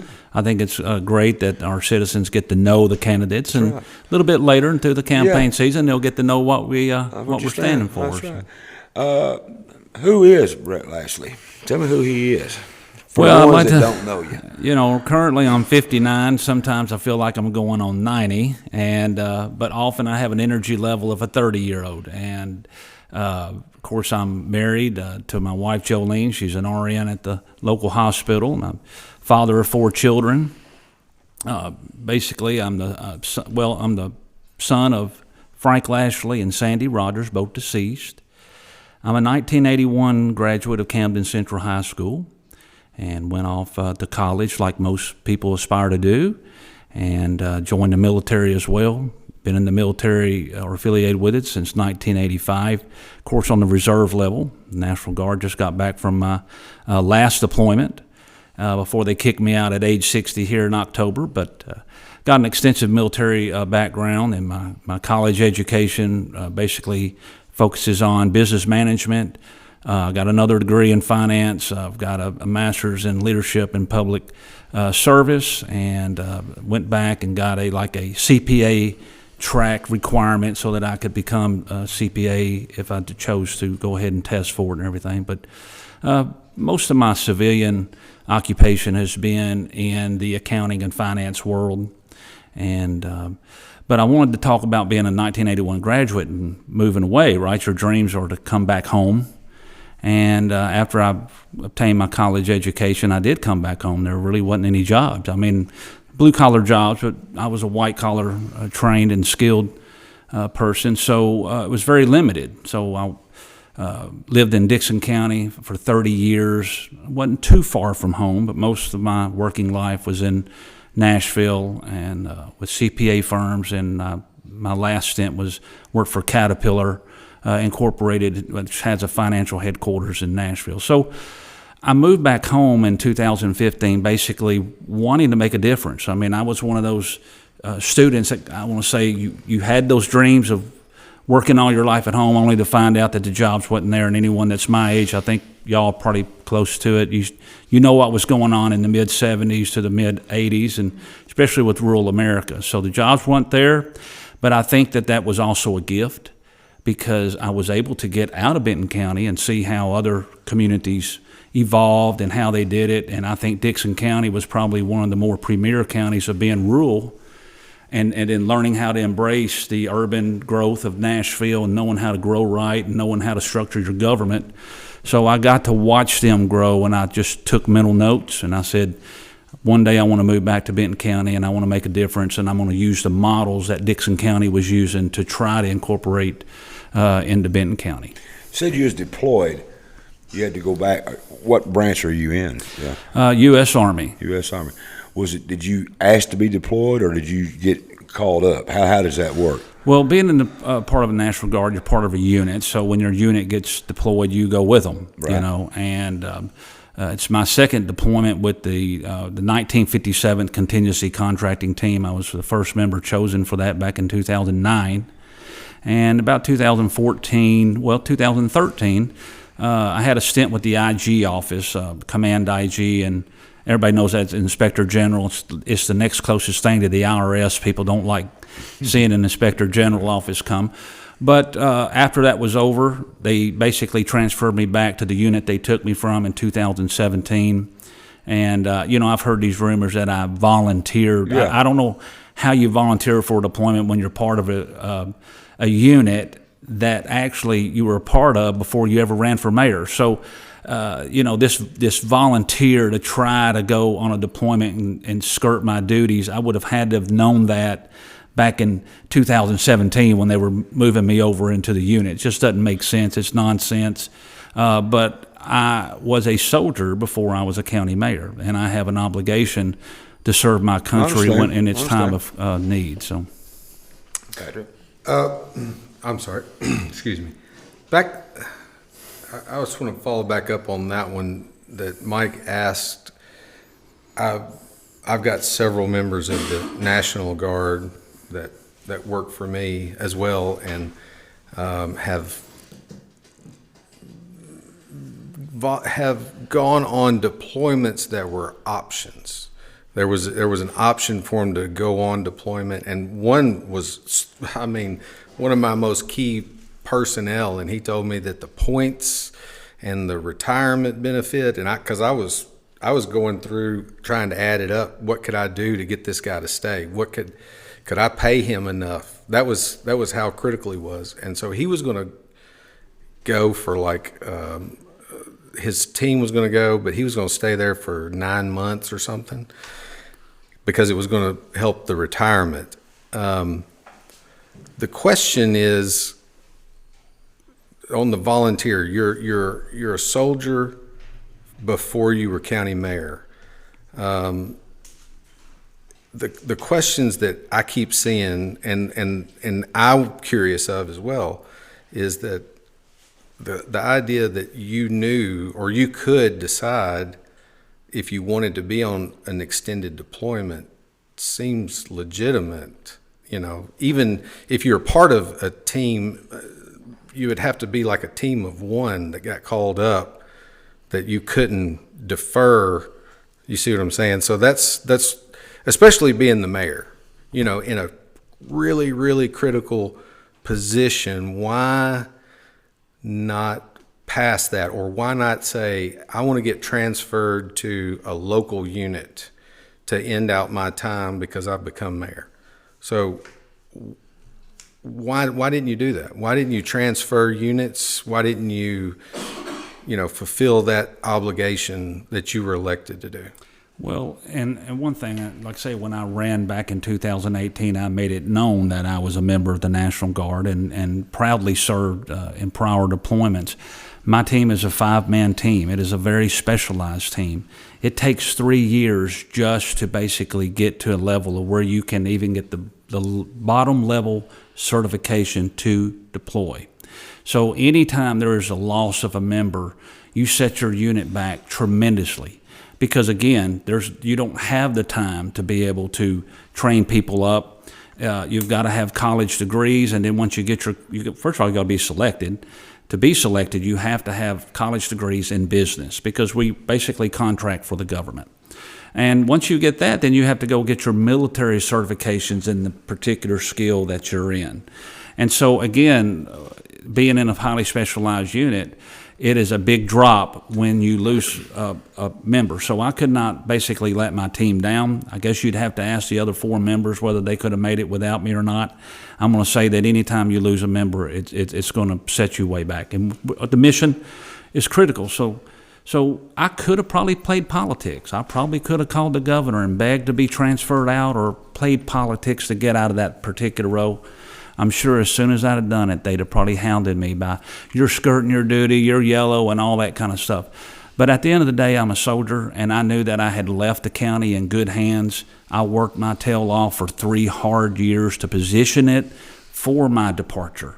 So unfortunately, politics was played with my departure, and of course, people want to run with rumors and all that and their own political agendas, but I'm not going to let the United States military down just because I'm a county mayor.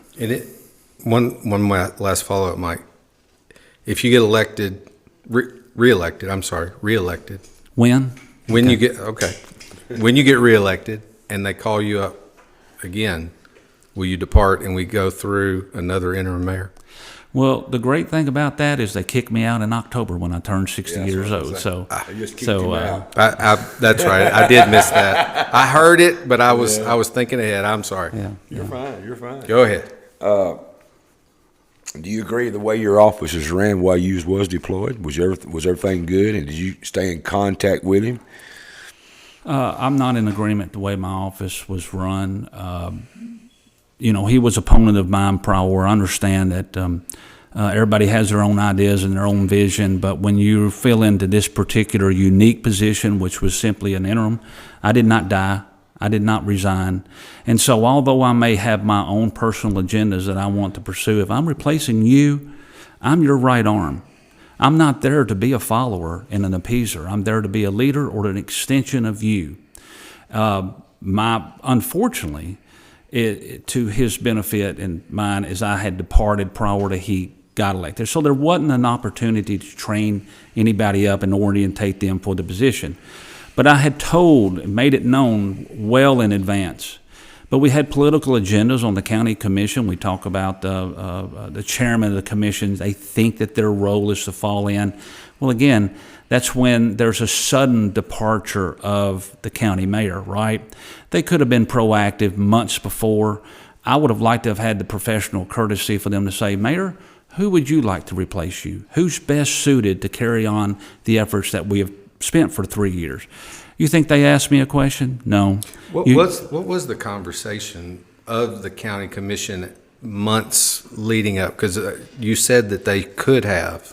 What was their conversation topics? Were they contemplating it at all? I mean, any of that? Basically, you had an ambitious chairman of the county commission with their own political agenda, and they held the county back, thinking that they would ascend into that role.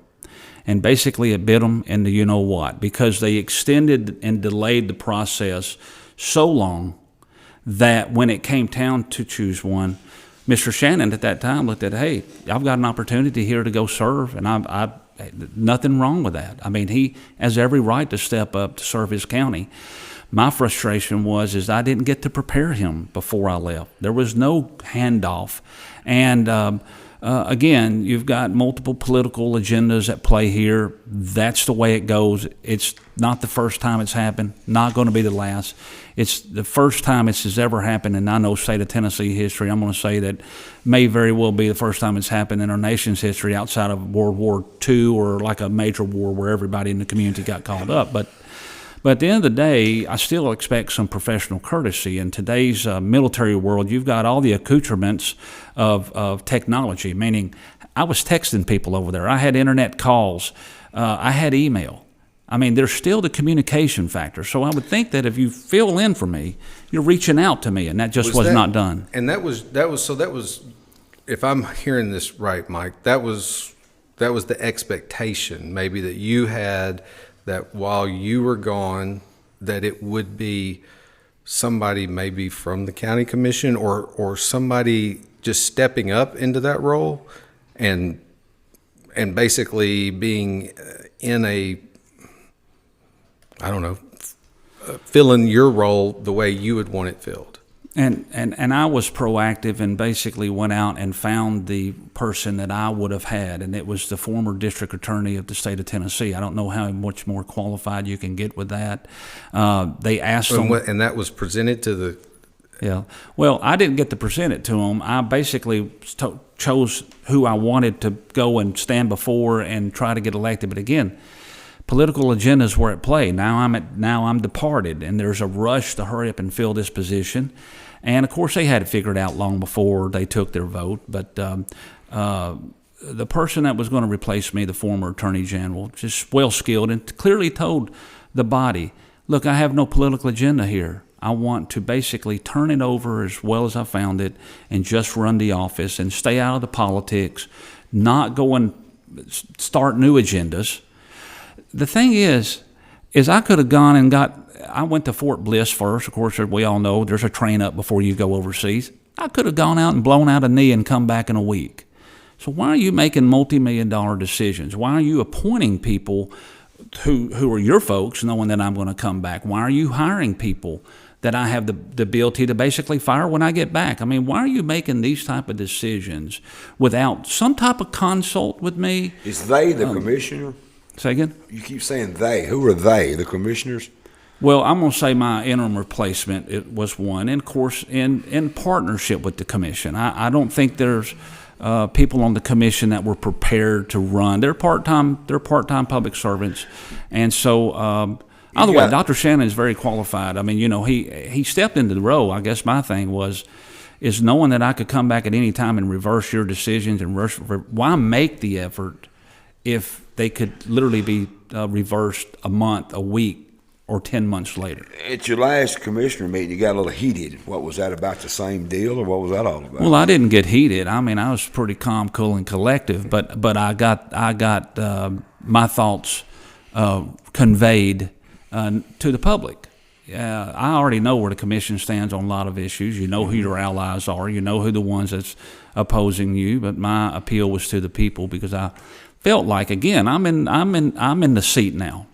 And I can tell you right now, I've already told them that come September 1st, Walmart is a dead issue. It will not happen. I think it was a bad decision, and it's not going to happen with me as mayor. There's not going to be a tax increase. I'm going to fight like hell to make sure there's none. I believe in nonprofit government, right? You do plan. Sure. And if government's making the most efficiency of the tax dollar, it's always going to run a thin line. You know, you got to plan ahead.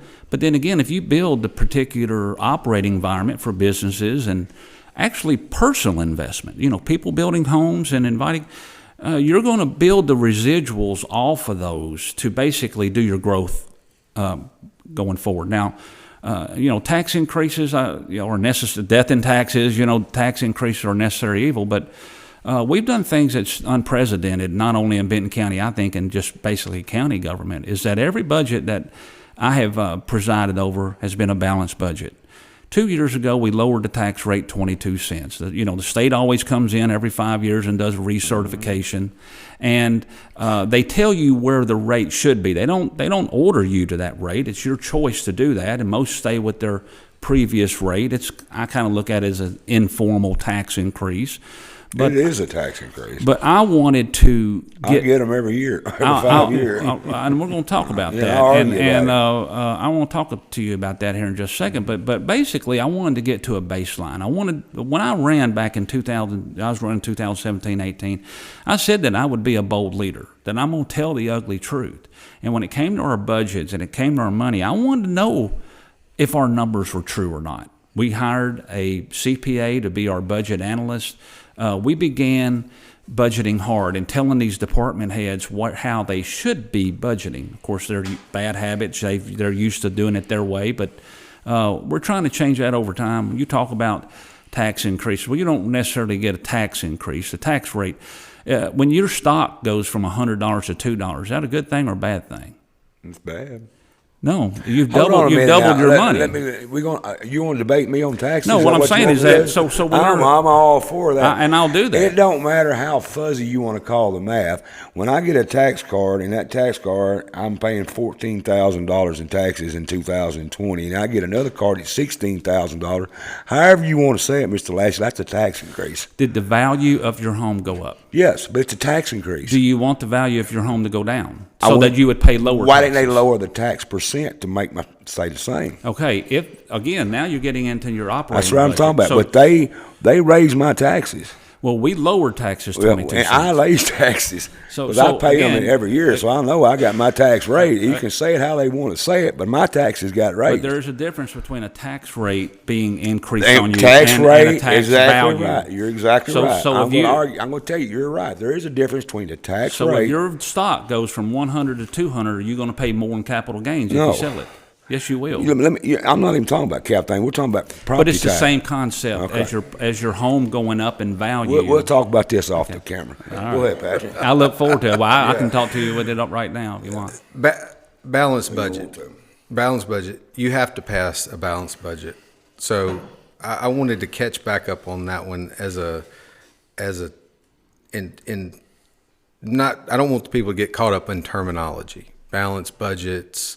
And we've asked the other candidates about the funding for the school resource officers in the schools that the sheriff has talked about, because my understanding, I'm not the CPA, but if there are positions that are open, and then you said that there's a balanced budget, people might get the conception or that somebody's not putting money where it's supposed to be. So in what you described as passing a balanced budget, were the positions for those school resource officers funded?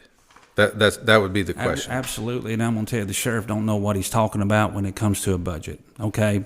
I've heard him talk for 3 years about budget and money, and he whines and moans about things like that, and he don't know what he's talking about.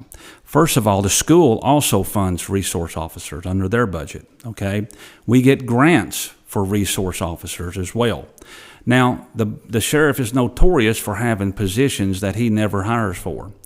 And he complains that they're not getting paid enough. Well, maybe the school resources officers aren't getting paid. Maybe that's the reason he lacks school resource officers in his mind.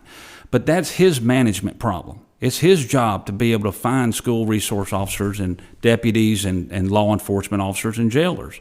And so we have funded the sheriff's budget very well. Now, we're having a down year, and the county commission's doing what they're doing to trim where they have to. And times get tough, everybody's got to cut back a little bit.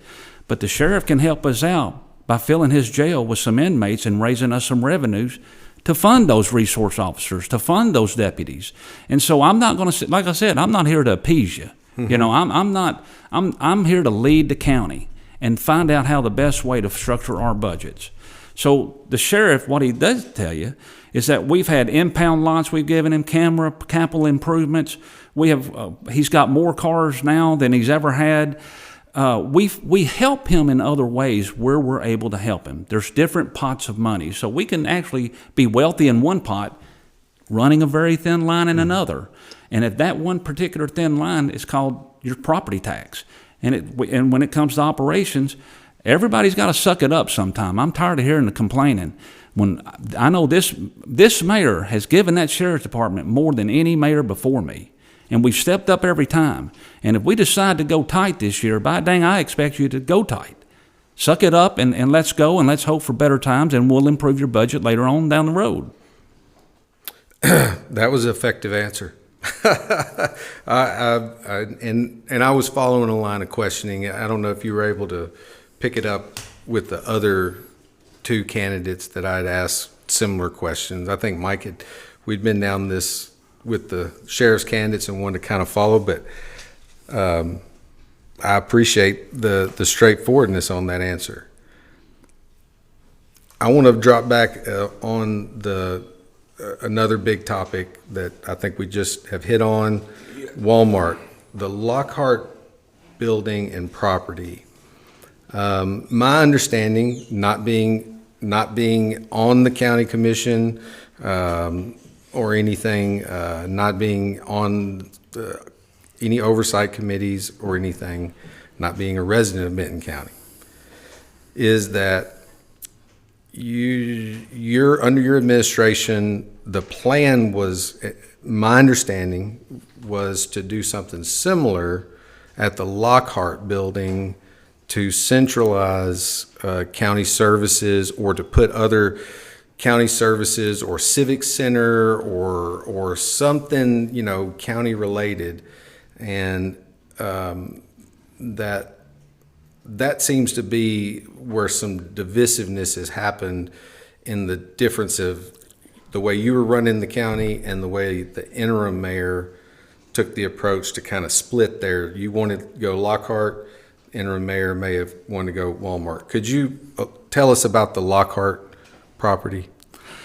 Well, it all started as any military person goes. When you first go into office, you do a property inventory and you figure out what you got, And we had people in offices with mold in the ceilings, coming to bathrooms you couldn't use, flooded basements. We're operating out of a 1957 medical clinic, another 1968 medical clinic. I mean, our county buildings are in terrible shape. So it actually started with trying to relocate offices because we didn't want to put money into money pits. These old buildings, we just need to do away with them, and we need to find something that's going to be able to fulfill the purposes of these offices. So it started with ag extension, right? And we wanted to get ag extension out of that hellhole that they were in. And so we began looking around, and we found a property that fit the ag theme, okay? You think about the fairgrounds, you think about the co-op, the old farm bureau, where the old first stockyards were. I mean, it just reeks of an agricultural atmosphere. Mm-hmm. So we wanted to put ag where they could succeed, okay? So this Lockhart building was an old Ford dealership. And when you talk about civic centers, of course, we were going to have training facilities there. We were going to set them up for success. But we also needed room for their expansion of their role. They may want horticulture. They may want greenhouse. They may want a small stable to bring in livestock or something for inspections. So we were putting them in an area where we could partner with our fairgrounds if we needed to, hold the county fair. Now, everybody says the farmer's market, but a farmer's market is a lot like a playground is to an elementary, right?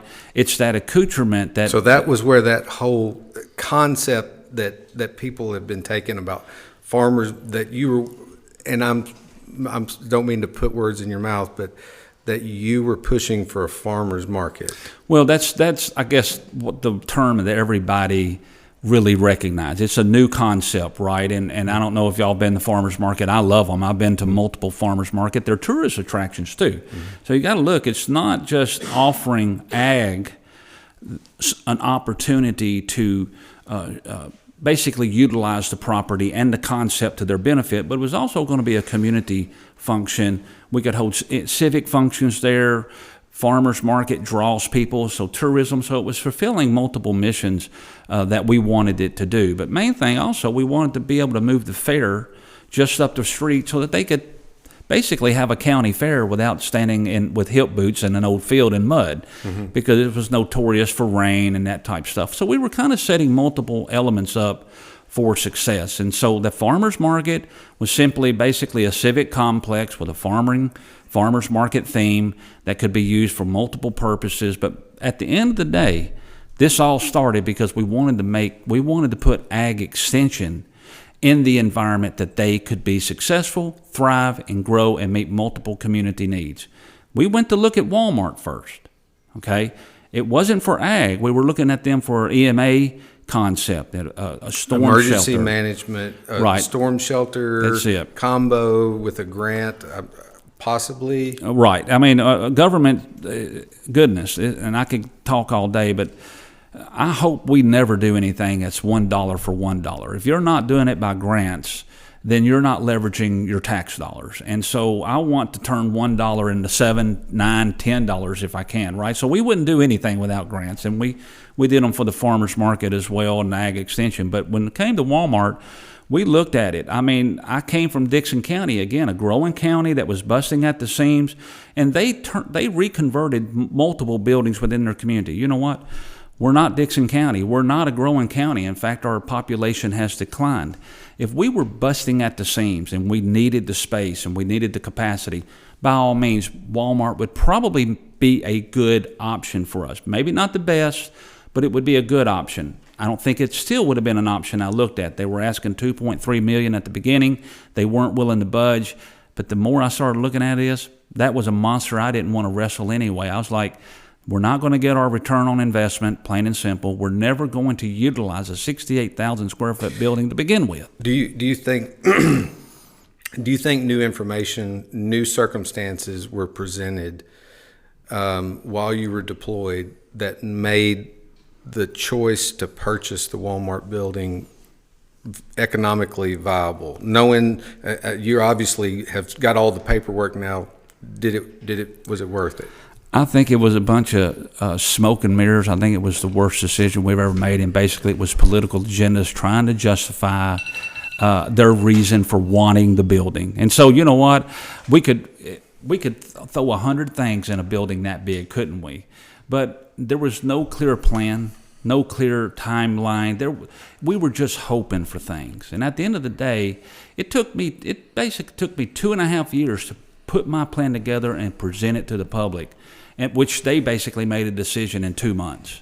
You know, they knew what they were going to build. They knew they were going to buy it. They had their agendas. They wanted that. One thing to thwart our plans of capital improvement plans of buildings, and it also met their need of dreams that were never going to come to fruition, and basically was just going to be a negative element within the community, both financially and for community use. Well, we've hashed that out. Got that done. I don't even want to go to damn Walmart now. I'm hearing all that. But hey, Mike, it's just it's the topic that everybody's it's the topic of the day. Yep. You know, taxes, the way people see taxes. You know, it's okay until you pay them.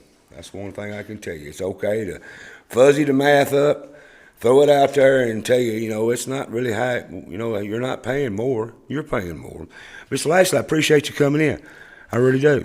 I really enjoy it, and I tell you what, I could just keep talking. There's so much. I can tell that. I can tell that. We're going to give you a few minutes on camera one right here, to convince these people why they should re-elect you as the county mayor of Benton County. Well, first of all, I want to say on behalf of Benton County and our citizens that our prayers go out to the folks in Uvalde, Texas, and the tragedy that they experienced today. It's something that we all fear and no community wants to experience. And just from representing Benton County and our citizens, our prayers are with all the folks out in Uvalde, Texas. So, but why should you elect me mayor? Why am I the best candidate? Well, first of all, I told you 4 to 5 years ago when I ran that I wasn't going to be your typical candidate, that I was going to be able to present solutions based upon my abilities and capabilities. I'm glad that I was able to move off, educate myself, see the way successful communities grow, and I brought that knowledge and that skill and back to Benton County because it's my home. It's where I'm going to be buried. I'm the 8th generation of my family to live there. And honestly, it was God's country when we were growing up. I mean, we really saw the best of times, but unfortunately, we saw the worst of times.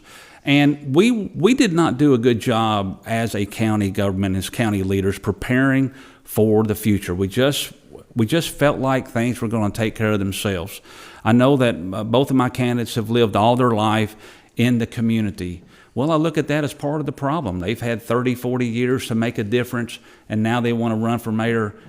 I see empty buildings and closed businesses and low wages and poverty, right? Those are things that were there before I became your mayor, and I told you 4 or 5 years ago that I had a vision, I had a plan, and I had the talent and skills to move us forward. We are not ready. We don't have a magic wand. We cannot just say we want good paying jobs, right? Everybody wants that. I'm not going to start you on third base and say we just have to go home. We have got to get to the dugout. We've got to get the home plate. We've got to get that hit, move to second base. We've got to advance, and all those things are called basically planning, strategizing, and infrastructure to get you to third base so that you can go get those high-paying jobs. So again, I believe I've got those capabilities and talents. I've shown you the last 4 years that I've been serving in county government that I'm not going to be your typical politician. I'm not going to be your typical leader and pander. I'm not going to be a follower. I'm going to be a leader. So I would appreciate your vote and consideration in August. My name is Brent Lashley. I am your Benton County mayor, and I want to continue to do so. Thank you very much. All righty. I appreciate you coming on, man. I really do. And I look forward to this debate that we're getting ready to have over taxes. You don't want to debate me, sir, over taxes. I appreciate you coming on. I wish you good luck. Thank you very much. Hope everything works well for you. Thank you. Patrick? Yeah, man. Yeah, we've got it all done. We got them right here. I was fixing to go there till my ear went off. We got the ones up here that you can look at Brent Lashley. It's Facebook.com. Brent Lashley, Mark Ward, Facebook.com. Mark Ward for mayor. Randy Shannon, Facebook.com. It's Shannon for mayor. Yes. We've had them all in here. Yeah. It's a pretty important position. Yeah. We got 3 different. Very different, very diverse, very interesting candidates with all with backgrounds that I think would help. Yeah, it is. It's Benton County. It's very important, and the most important thing is people need to go vote. Absolutely. Don't be a bitching if you don't get what you want if you don't vote. Hey, you better go vote. You better go vote.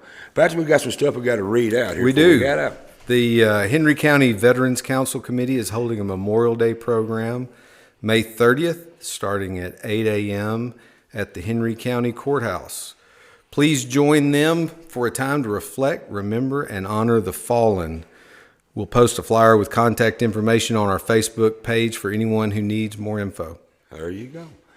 Also, don't forget, coming up June the 2nd of June, Health Matters. Dr. Melton, she's going to be discussing the benefits and uses of CBD and hemp therapy. That would be interesting. That's going to be Facebook Live. Is Snoop Dogg going to be here? I think so. And Martha Stewart's going to be here with her. Oh, yeah. I think it's going to be. She's got some people coming on about that. Dr. Melton's got the Health Matters show. That's a really important show. It's really moving. She's I'm proud to have her coming in here with us. I mean, it really. She's doing a great job. She's doing a great job, helping grow the studio, and she's doing an excellent job. But don't forget, folks, next week we've got the Jeff Allen coming on here. Dr. Heather's going to come in with me. I got the comedian Jeff Allen. Dr. Melton's going to be in here with me. We're going to talk about him because he's going to be at the Kentucky Opry coming up in June. I forgot what date in June. We'll have all that next week. So you don't want to forget, this coming Tuesday, the 31st, we got the comedian Jeff Allen, and Dr. Heather Melton's going to be my co-host. We're going to be talking with Jeff, and don't forget the following on June the 2nd, we've got the Health Matters. So we're all good to go. So don't forget, tune in to us. I want to thank all my sponsors. I want to thank all three of these candidates for coming in tonight. I want to thank them all, and I want to wish them all luck. It's a very, very important position Benton County has got ahead of them, and I want to thank everybody for showing up. I want to thank my viewers. I want to thank my sponsors, and I want to thank my crew. Absolutely. Patrick, I want to thank you, brother, stepping up like you do, man. I enjoy it, Mike. I know you do, man. You're my political analyst. Okay. I want to make sure I get the word out right. I got other names I call you sometimes. I know. All right, folks. I appreciate you tuning in. Don't forget, next Tuesday night, we'll be live at 7 p.m. Don't be late.